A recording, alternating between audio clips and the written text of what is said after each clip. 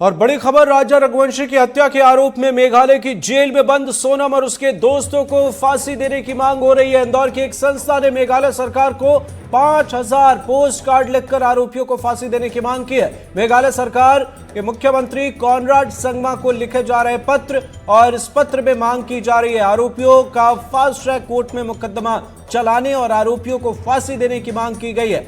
ये अहम खबर आपको बता रहे हैं। राजा रघुवंशी हत्याकांड मामले में बड़ा अपडेट। मेघालय की जेल में सोनम और उसके साथी बंद है और यहां उन्हें फांसी की सजा देने की मांग की जा रही है। इंदौर की एक संस्था ने मेघालय सरकार को और संगमा सरकार को यह पत्र लिखे, एक दो नहीं बल्कि 5000 पोस्ट कार्ड लिखकर आरोपियों को फांसी की सजा देने की मांग की गई है। साथ ही कहा जा रहा है, लिखा गया है कि आरोपियों का जो मामला है यह फास्ट ट्रैक कोर्ट में चले, यह मुकदमा, और आरोपियों को फांसी की सजा दी जाए। देखिए कुछ तस्वीरें भी सामने आई हैं, आपको दिखा रहे हैं। खास बात यह है कि इंदौर की संस्था ने संगमा सरकार को यह पत्र लिखा है।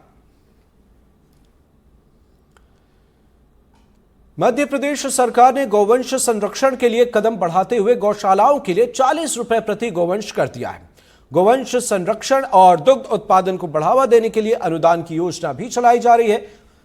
मगर आगर मालवा में स्थित देश का एकमात्र मालवी नस्ल का पशु प्रजनन केंद्र जो है, वहां गौवंश की संख्या 1000 से घटकर 200 से भी कम रह गई है। गौवंश के लिए हरा चारा उपलब्ध कराने के लिए लगभग 3000 बीघा जमीन भी आवंटित की गई और इसके बावजूद गौवंशों को सूखे चारे और भूसे पर निर्भर रहना पड़ता है। इतना ही नहीं, गौवंशों के लिए बनाया गया केंद्र अब भैंस वंश में परिवर्तित होता नजर आ रहा है।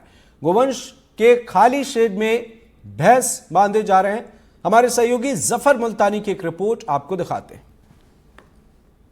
गौवंश के संरक्षण और दूध उत्पादन बढ़ाने के लिए सरकार अलग अलग तरह की योजनाएं चला रही है। हम मौजूद है आगर मालवा की उस जगह पर जहां पर देश का एकमात्र मालवी नस्ल का जो पशु प्रजनन केंद्र है आगर मालवा में, वहां पर आप देख सकते हैं कि ये जो जगह है में जो मालवी नस्ल का पशु प्रजनन केंद्र है उसका एक हिस्सा है छोटा सा। ये जो छोटे छोटे बछड़े आपको दिख रहे हैं गौवंश के, ये हाल ही में जो जने गए हैं, 1 साल से कम उम्र के बच्चे हैं। और यहाँ पर जो पूरा इलाका है जो आसपास का है, ये पूरा बहुत बड़ा इलाका यहाँ पर है, जिसमें एक ज़माने में यहाँ पर 1000 से ज़्यादा गौवंश हुआ करता था। लेकिन इसकी स्थिति इतनी बिगड़ती जा रही है कि अब यहाँ पर केवल 200 से कम गौवंश यहाँ पर रह गया है। इन कारणों को हम जानने की कोशिश करें, क्या वजह रही कि जो गौवंश 1000 की संख्या में थे उनकी संख्या 200 से भी कम रह गई। क्यों ये गौवंश को हरा चारा नहीं मिल पा रहा है, पीने के पानी की व्यवस्था जो है गौवंश के लिए, क्या तकलीफें यहाँ पे प्रबंधन को हो रही है, यहाँ पर स्टाफ को हो रही है, हम जानने की कोशिश करेंगे। हाल फिलहाल हम चलते हैं शेड की तरफ जहाँ पर गौवंश यहाँ पर मौजूद है।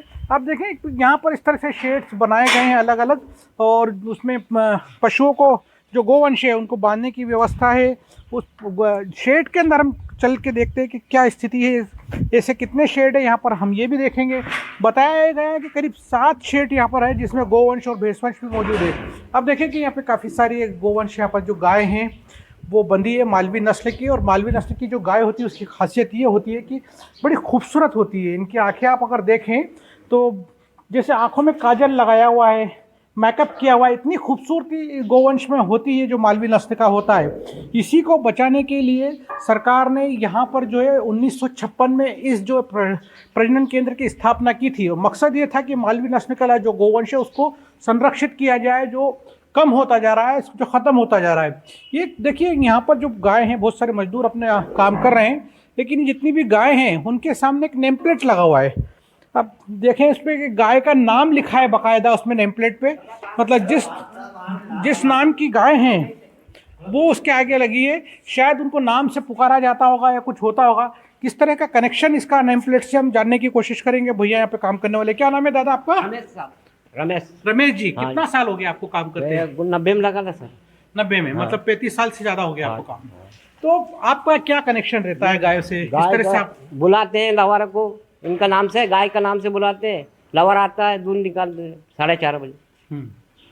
मतलब किस तरह से आप बुलाते हैं, क्या बोलते हैं गाय? जैसे गाय का नाम है रेखा, रेखा का नाम देगा तो लवर आएगा, उसका बच्चा आएगा। बच्चा आएगा दूध पीने के लिए जब हम दूध निकालते हैं तो ये बच्चे खुद ब खुद सुन लेते, इस तरह समझने लग जाते हैं। हाँ, खुद समझते हैं कि अपना नाम, गाय का नाम पुकारते तो उनकी माँ का नाम सुन के आते हैं।